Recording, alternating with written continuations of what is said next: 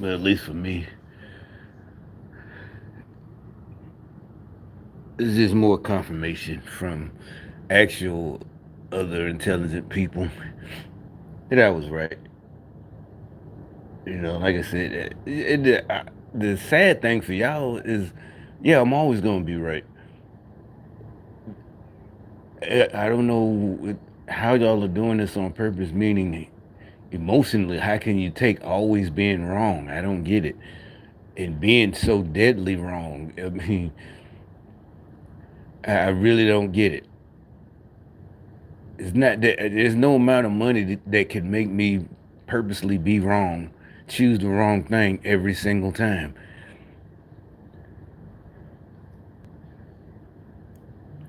I mean, you can say, well, yeah, it's good for easy for you to say you're smart. You can figure out ways to make money.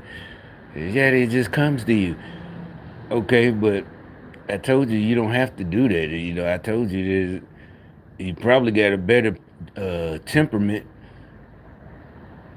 to have a pretty decent career if you just would choose one and make pretty decent money. As long as, like he said, like I said, stop choosing these Democrats, and you'd probably be happy, just as happy as I am. But we just got different ideas. You know, but anyway.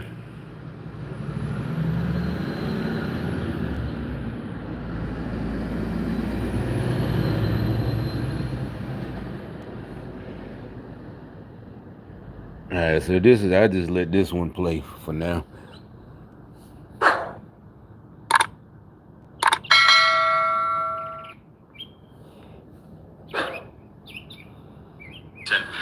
Why is it, do you think that, here we go, that Marxism is such a rooted ideology compared to things like classical liberalism or all of these other ideologies that we see? Like, this thing's been around since the mid 1800s, and it's taken over almost everything, especially college campuses. Why do you think that is? Well, that's a... Well, I'll let him finish. Your president is supposed to be the leader by all... What the hell? Hit the button by mistake.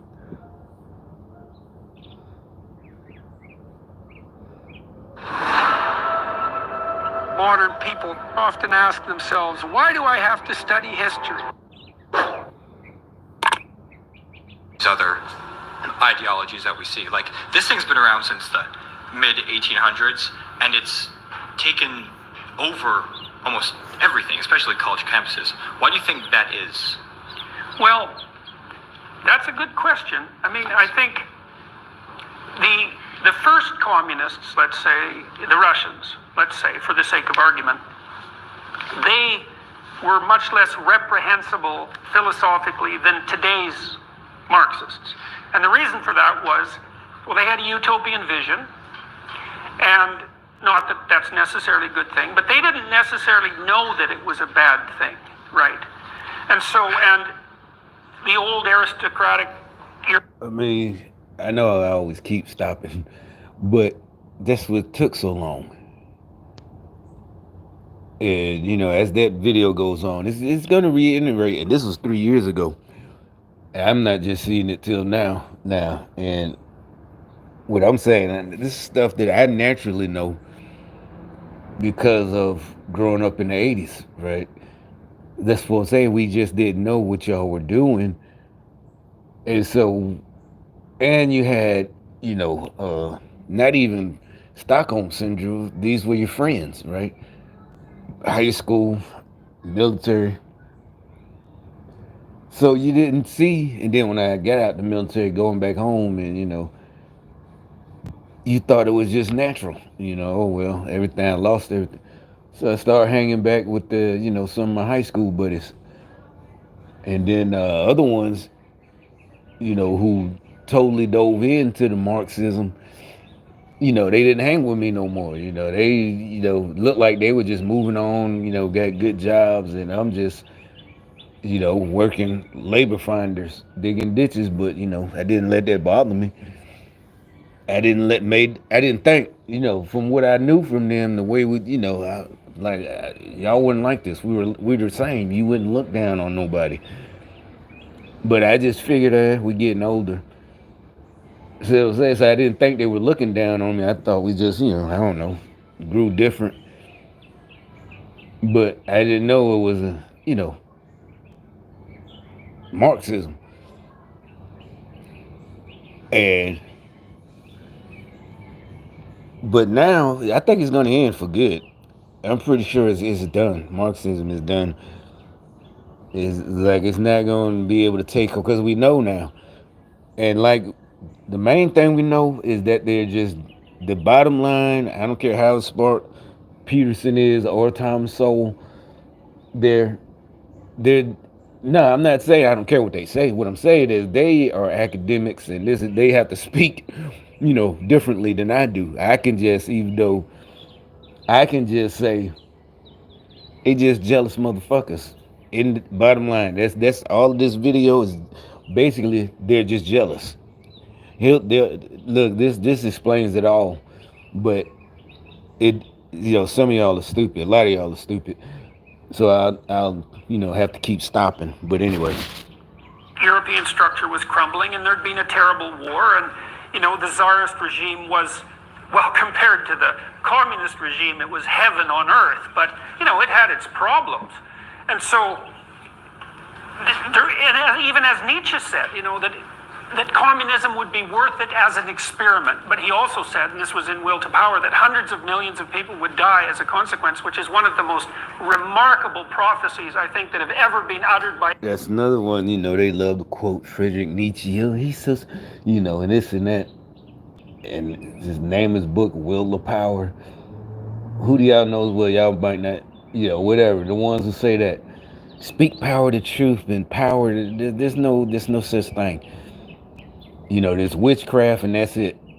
That's all it is. Ain't no will to power and that. No, you're a devil worshiper. Bottom line, you done made a deal with the devil. That's the only will to power you done did. Anyone ever.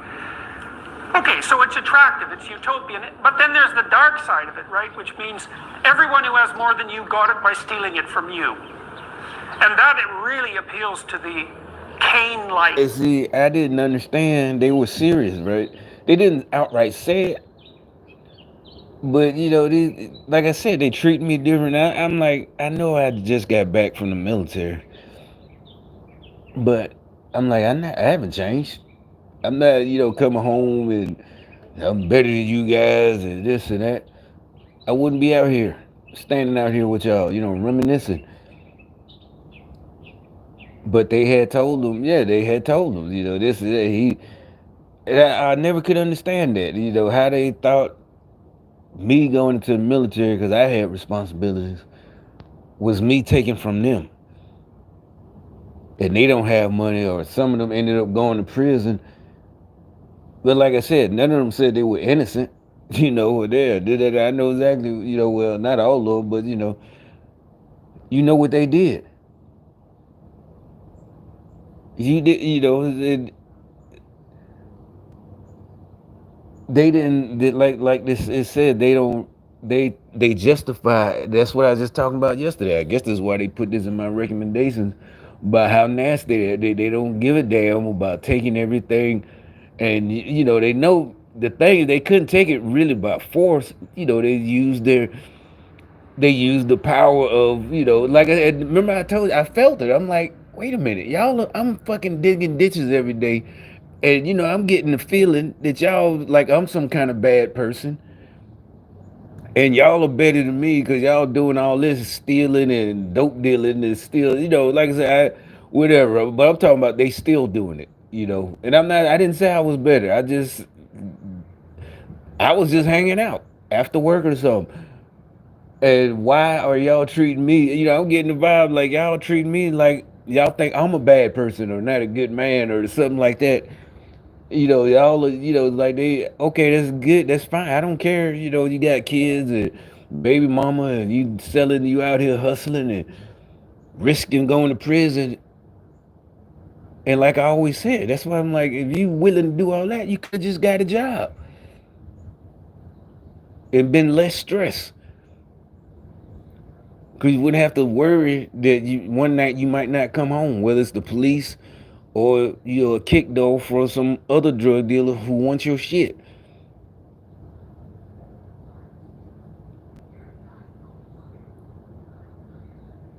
Yeah, somebody finna hit a lick on your ass. You work at, probably been better off getting a job at Walmart.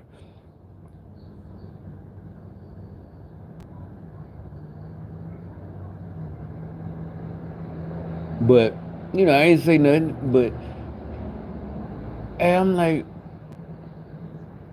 but I didn't realize they knew and was helping, this Marxist communist government take shit from me just because they like I said yesterday, the DEIs, they put all these evil losers, like that video yesterday, that dude yesterday who wouldn't talk to a reporter.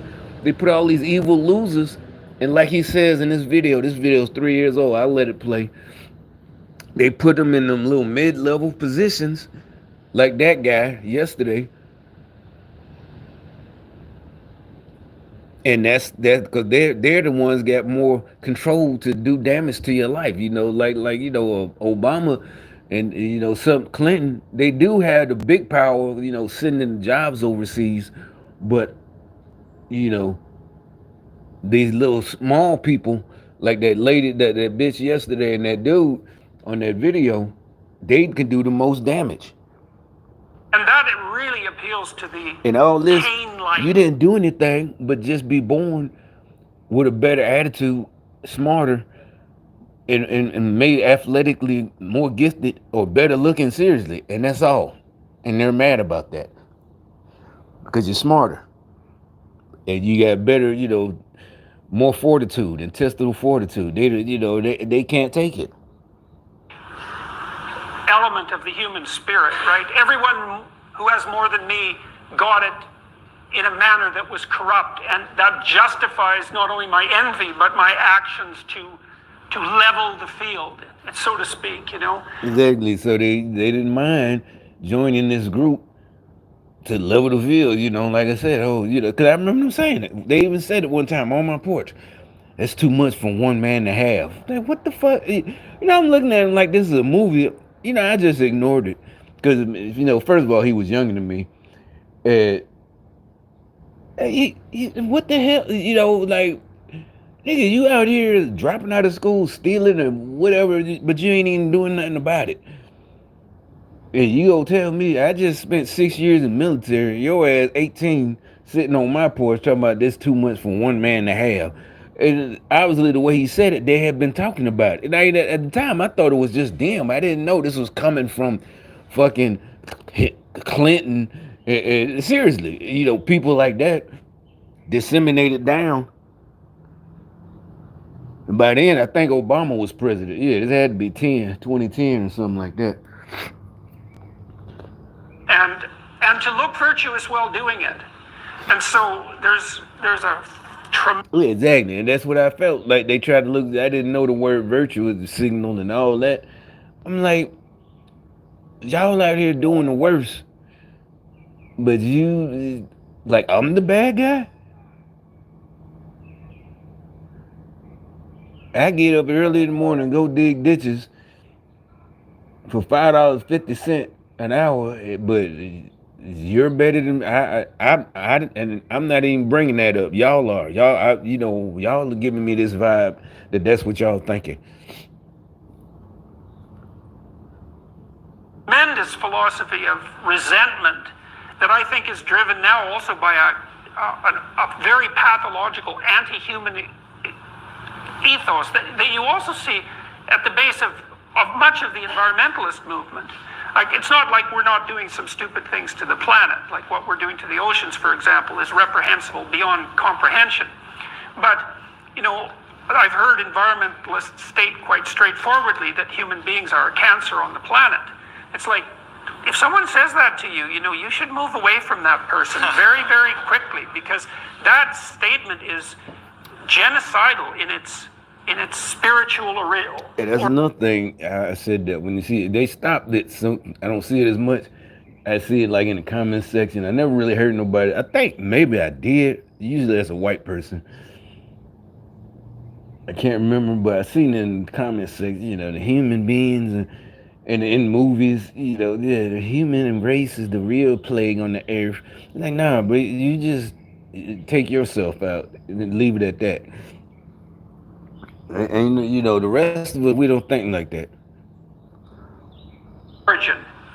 And so I think there's a whole cluster of unexamined motives of resentment that primarily drive the resurgence of the Marxism.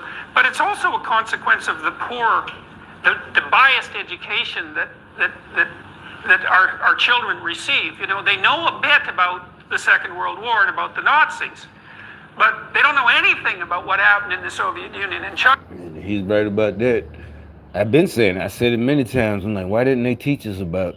I said the only reason we know, my generation, is because of Dave Thomas and Rocky and Spies Like Us with Chevy Chase and Dan Aykroyd. But other than that, we don't know. Yeah, all we know is Ivan Drago. That's about it. We don't know too much about of Russia, the Soviet Union, how bad it really was. They didn't teach us. And like I said, really didn't teach us about, I didn't really learn about World War II until, recently, last 20 years with the new age internet, and History Channel but other than that, in grade school, you just learned about Pearl Harbor, and that's about it. And, like my great uncle, neither one of my, Vietnam vet or war, none of them talked about war. I never asked any of them about that. But other than that, it wasn't there, wasn't no reason for them to talk about that, But as far as what started it, da da da, in Vietnam, another one, know nothing about it for real, except for now, by the 2010s, History Channel was pumping, and I could watch that. Well, really, 2001, two to three, four, five, when they was used to show history shows. Then they changed the reality shows, Ice Road Truckers and all that shit. But Pawn Stone, but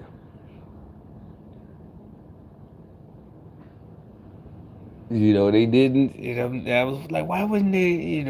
But we know why. They on purpose. Yeah. They didn't want us because they was trying to take over here. But it's all out. It's out in the open. And the few stragglers, you either just gonna be mad or perish. One or the other. Either way, you're gonna perish yourself because you're just so mad because your jealousy is gonna override the rest of us. We're gonna be happy to see everybody doing good. Like I said, in 2018, I didn't even know why everybody was so happy. We was happy at work, this and that. Everybody was just fucking happy, right? Didn't even know why. But now we know why. Yeah, you're not go. Yeah, this it's like it's history. Now you see how all those things, some things happen. Maybe the French Revolution or whatever. You see how things happen. You can't do people like that. Y'all are crazy. It's too late. It's over now. This is communism. It'll be a blip in history. It lasted for what, about 120 years, 130, 1885, whatever. 130 some years, but it's over. But they don't know anything about what happened in the Soviet Union and China. Like often in universities, and I teach a personality course, it's like that's not where you should be learning about the 6 million Ukrainians who died of starvation in the 1930s. But most of my students have never heard of any of that. It's like, what the hell? We fought a whole Cold War about that. We damn near annihilated the planet because of it. And all of a sudden it's an inconvenient for the neo-Marxists to notice that the regimes of Stalin and Mao were brutal beyond comprehension. So how about if we don't talk about it? So there's lots of corruption that's driving this, but a huge part of it is resentment. And like I think the worst emotions. Like I said, since the beginning, my first videos, that's what I said. You just jealous. You jealous ass nigga. I said you women dating these dudes they just jealous of me. I'm like, that's disgusting. Like I said, why I grew up in Birmingham. That's when I, like I said, I moved from all white neighborhood in Georgia, but I had moved from New York first. But like I said, I'll never forget, you know, the way, because like I said, a lot of guys from my neighborhood were older. Really my freshman year, they were seniors, and so I already knew all of them, and and I quickly and meet some, new their friends. They're so I be, sometimes I be, whatever. I'm sitting chilling with them and whatever. And I see one guy go off on another guy for being jealous of it. It ain't got nothing to do with him. Technically, it's the type of stuff you liberals would love. All that, the new age movies sticking up for somebody being bullied and da da da da. But it wasn't, stop bullying them. Like Like nigga, why you hating on that dude? Why you so jealous, man? Why stop being so jealous? He finna whoop this dude ass because he jealous of somebody else. It ain't got nothing to do with it. He just couldn't stand hearing him talk about it, man. Shit like that. That's what I'm saying. Real men, guys, yeah, I guess I'm 14. I take that's really right there. Shape, yeah, that was it.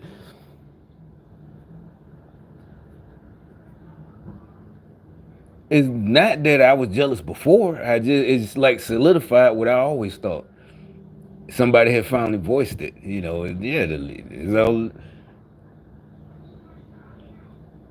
you mad at this nigga because he got a girl. You mad? Go get your own girl. It ain't got nothing to do with us. But we ain't gonna let you. You just didn't let that evil flourish.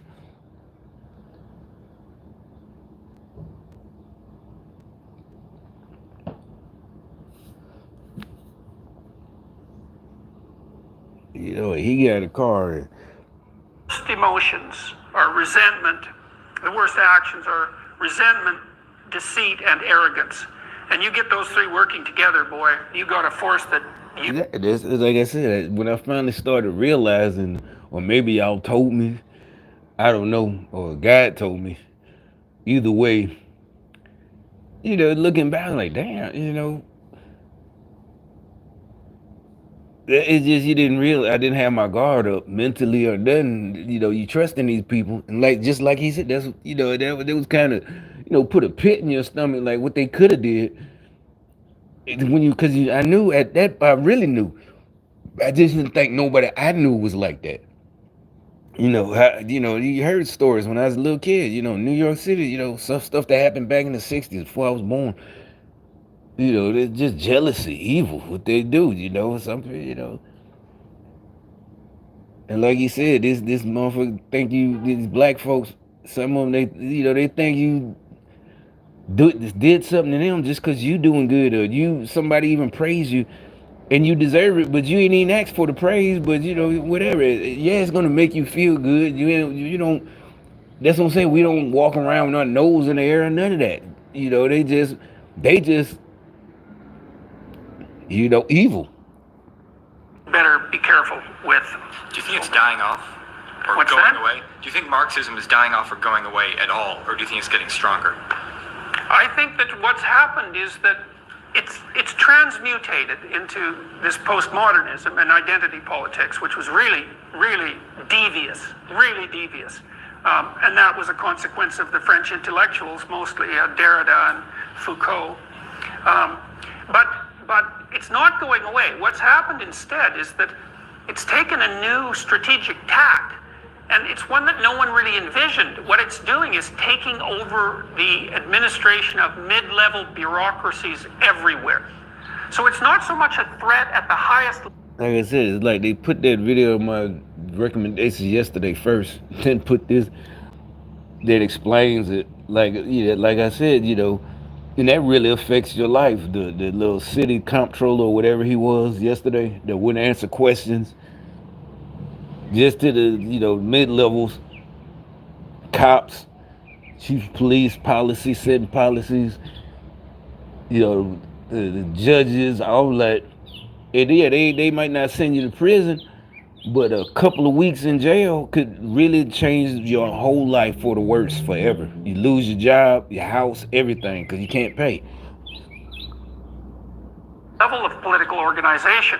But that isn't necessarily where much of the power over individuals resides. It resides in these smaller political structures, sub-political structures, like school boards, for example, or in Canada right now, our law society in Ontario has made it mandatory for lawyers to produce a statement of principles that they provide a template for. They tell you what your damn statement of principles should be, and they're basically equity, diversity, and inclusivity statements. And if you don't write out your statement of principles, declaiming your agreement with these principles and simultaneously essentially admitting that you're a racist, then you don't get your license. So we're fighting a big war about that right now in Ontario. We might even win. It looks like we might win. You never know.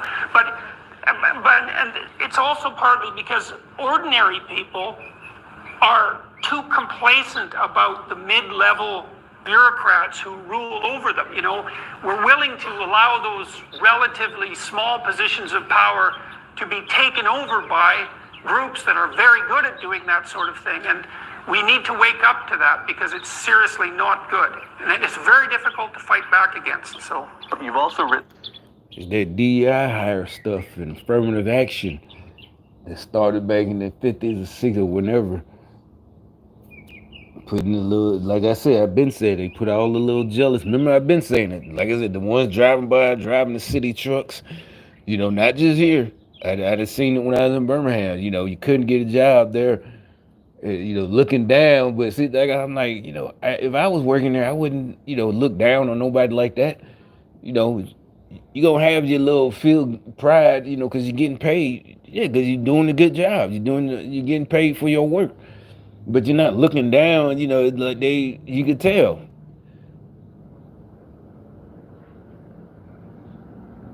And all these little motherfucking diversity hires and the city managers and plant whatever they are, y'all can't hide no more. Throughout your 20s, you were a Marxist. Yes. What did that to you? Was that Fair Harvard's work? No, heavens, no. That was when I was 20 years old. And this part I ain't never heard to this day that I heard the part when he said earlier in another video his how he started, but I didn't know he was. I think I have. I forgot he said he was a Marxist for a while. You've also written that throughout your 20s, you were a Marxist. Yes. What did that to you? Was that Fair Harvard's work? No, heavens, no. That was when I was 20 years old. That was when I first came across some stuff by Marx. And what he said seemed to explain the world around me. And one of the reasons is that, like many kids then and now, they don't really get any alternative explanation. And so it's like you have to have a candidate to be the candidate. So what was, you grew up in Harlem, you went to Howard before going to Harvard. Yeah. So you're largely in a black world, an African-American world. When you say Marx explained the world around you, do you mean to say that he explained the world of segregation? No. But for example, my first job was as a Western Union messenger. I was 16 years old. My first full-time job. And I used to, on some evenings, come home instead of taking the subway, which was a nickel in those days.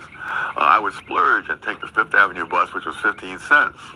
If I was feeling, You've gotten a good tip. Yeah. And so it was, we start out from 23rd Street and go all the way up Fifth Avenue, past all the glittering places, and we would turn left at 57th Street and go out past more glittering places, including Carnegie Hall. Right. And then we turn up around Columbus Circle, up Broadway, and then out to Riverside Drive, all the fancy stuff there. And then at 135th Street, we'd come in off a viaduct, and immediately there'd be the tenements. And of course, this is where I live. The projects, right? Now, and I think that's what happened to my friends too, even though we saw it together, but it didn't affect me like that. Because we would talk about it, same type of shit. Obviously, Alabama ain't New York, but like I said, we hung out in Homewood, Hoover, Galleria Mall, all that shit, whatever, Vestavia, and then like I said, you get back to our neighborhood. We didn't, it didn't look gloomy like the projects, like he said, the tenements. We didn't live in the projects, but you did notice when just in there when you go to the projects, you met a girl in the projects. And yeah, even some of the rappers would say, back then, it's all fucked up. Why it's so fucked up? But we didn't know. And now we know it's on purpose. The Democrats, communists, Marxists. But everybody else is still on that, trying to blame white folks and this and that, but not white liberal Marxists, but, Republicans. And they just refuse, even though literally Democrats have been in charge for 60 some years, generation after generation, the same shit, and they still just list. Some of them won't, but it's resentment. Like I said, man, I've been said that that's dangerous. That shows that these folks something wrong. Might something need to be done. It's like they can't be fixed. And people like that, they rather they don't want to see you doing good. They don't care about themselves. They live off the resentment.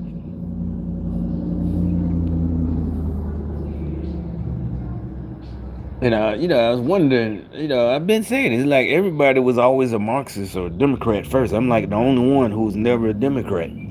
All these black folks, the ones who have woken up and become Republicans and realized the truth, but they all were started off. Even him started off first, but I let it finish playing. And immediately there'd be the tenements. And of course, this is where I live. And I went, well, what is this? And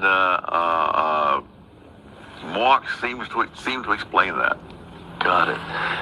As what he said right there, immediately after seeing riding, when he had a little money, he'd take the long way home or whatever on the bus above ground instead of the subway, and you can see all these shiny places, Carnegie Hall. Then you get dropped off at in the hood where he stay in the tenements, like he says, projects really. And why is that, right? As a KRS One song too, why is that? But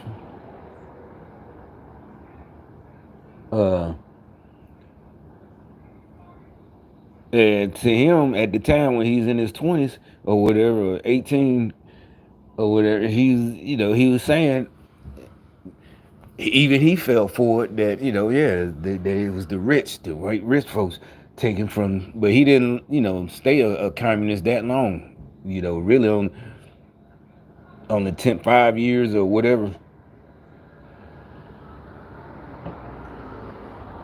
So, what converted you? You graduate from Harvard, a Marxist. You remain a Marxist throughout your 20s. And you've written that you had a summer job in Washington in 1969. 1960. 1960, I beg your pardon, in 1960, that helped that just changed your views on economics. Well, explain that. I was still a Marxist after taking Milton Friedman's course. But I went in, but one summer in the government was enough to let me say, this government is really not the answer. I mean, he saw it from the inside way back in 1960. So basically, he predicted and saw. Well, plus he grew up in the projects. This government, free food, welfare, projects, it's not the answer. And really, everybody, you really don't need it. You should, I can see for a while you're going to keep it. But it should be easy to get to the point where everybody grows up and gets a job, a career. It really is easy once we get rid of these people. Milton Friedman didn't cure you, but the federal government did. The federal government did. So never say the federal government doesn't do anything. So what was it about the job? Well, my job was to to study minimum wage setting in Puerto Rico. And of course, and I discovered that as they kept raising the minimum. Department of Labor, or yes, you're collecting statistics for something. Okay, yeah, all right, got it, and got for it. a report. Right. And I noticed that as they kept raising the minimum wage, the employment kept going down. And of course, economics was saying that was why. But there were two theories. The unions and said that the reason it was going down was that there were hurricanes came through, a series of hurricanes during the time they collected the data, and that it destroyed the sugar cane in the field, so there was less required to be processed. And so the question is, which of those is right?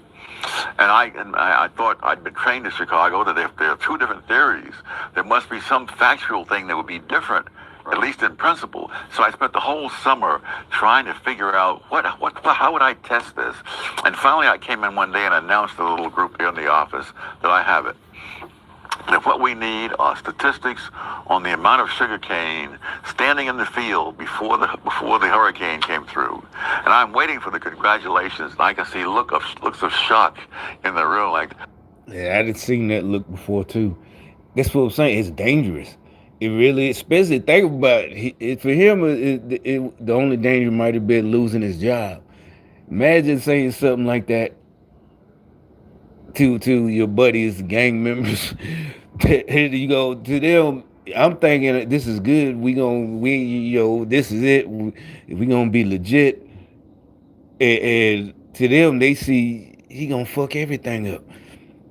And they really thought that was good and right. And honestly, I would say what I said was more gangster, ending that shit and getting legal.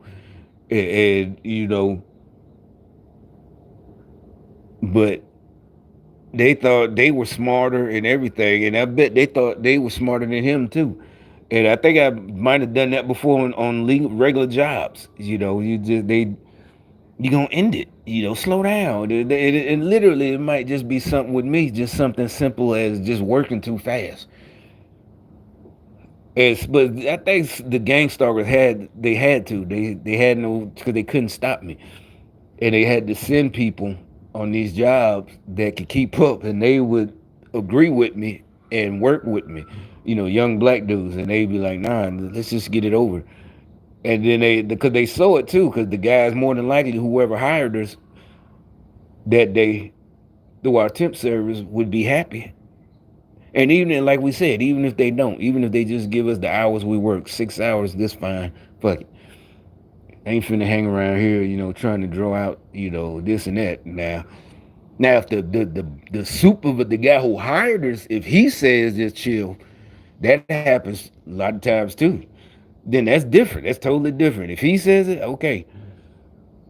But I still might leave. Like, you know what? Just give my hours. I'm good. Fuck that. I ain't sitting around here. Ain't that serious. But if y'all want to stay, that's all good.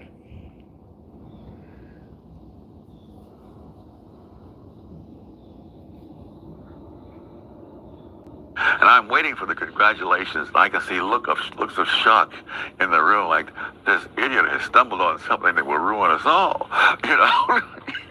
And I realized I was concerned as to whether this law was beneficial or not beneficial to low-income people. They were concerned because this law was providing 1/3 of the income of the U.S. Department of Labor. It's like food stamps. You got to go to the drive by the food stamp office in the big city. You see all the people out there. Well, like I said, they done built a new facility here and incorporated the VA in there because it's still a government building, but like the one in Birmingham was separate. It was by itself, and you drive by, you see all these girls standing outside. Like, what the hell? All these? Then you notice a lot of them got babies, but a lot of them, some of them, they left the baby with somebody so they can go sit in the office all day. But a lot of them didn't. It was like lines and lines. All these goddamn girls out there were like, what the hell is all? Oh, that's the food stamp office. But you gotta think about it. All the employees inside, yeah, all these the women, this and that, and all these, and the social workers and this, yeah, they need their job and their retirement, and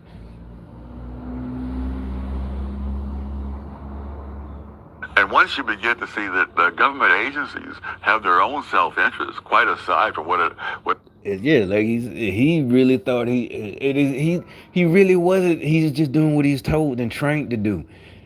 He really, this what I'm saying, is just like when I was in the military. That I'm not trying to outdo you.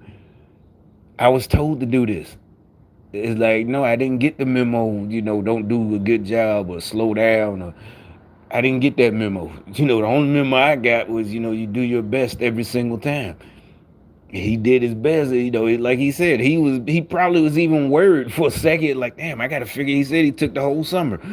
Back then, I bet, each day he was trying to figure out how I'm gonna figure out this problem. And he figured it out. I got it. He probably was, thinking, man, that's a simple solution. Just find out how much sugar cane. You can look at this video if you want, rewind it for yourself. And he thinking they gonna be happy. They probably was older. And no, they looking at him in horror. What the fuck are you doing, nigga? And that's the truth. That's what I'm telling you. Y'all stupid running around, especially you homeless motherfuckers. I keep talking, just like them girls over there with all them kids. Yeah. Okay, but don't. I said okay, but don't come at us. Don't. This stalking me, stalking and harassing and witchcraft is like no. All you gotta do is keep mind your own business. Don't get mad at me for buying cars or whatever the fuck else I do. Houses, apartment buildings. Look, you got your kids and your wealth. That's all you want. You happy. You content. Be content and leave us the fuck alone. they were they're theoretically supposed to be doing. So they were behaving precisely as a neoclassical, precisely as Milton Friedman would have predicted. They were in pursuit of their own incentives. That's right. They were not trying to establish justice on the face of the earth. They were trying to hold on to pretty good jobs. Yes. Got it. Like we've been telling y'all, we keep trying to wake y'all up. This Kamala, Kamala. They keeping y'all poor on purpose. Their problem is their jealousy got them trying to keep us poor, and we're not gonna go down like that. We're not going out like that. We can't take it. We can't take being mediocre. No, we're not trying to show out. I just can't. We just can't do it. If I'm gonna do it, I'm gonna do it all the way, or I'm not gonna do it at all. That's why y'all get mad. Yeah, if I'm not just like today, I ain't. Or these days, I ain't got. What did I say? I ain't got nothing to do. And y'all try to. Oh, you need to be. No, I don't need to be doing anything. I'm in the holding pattern. If I ain't got nothing to do, I ain't trying to find something. I told you I don't fake it. I'm gonna do it. Or I'm gonna do it all the way, or I ain't gonna do nothing at all. When it's time to get started, I ain't taking a break or a rest. I don't need a rest. It just ain't nothing for me to do, and I ain't finna go make something to do. You know. But see, that's what I said. You're not gonna put us in a position where we just shucking and jiving and sweeping up or something. It's not gonna go. We're gonna find. Like no, I find. Whatever. I'm going to school or something. Just can't. It ain't that we're too good. It's just we. We can't take it mentally. We need to be challenged, as y'all like. Yeah, that's y'all words. We need to be challenged.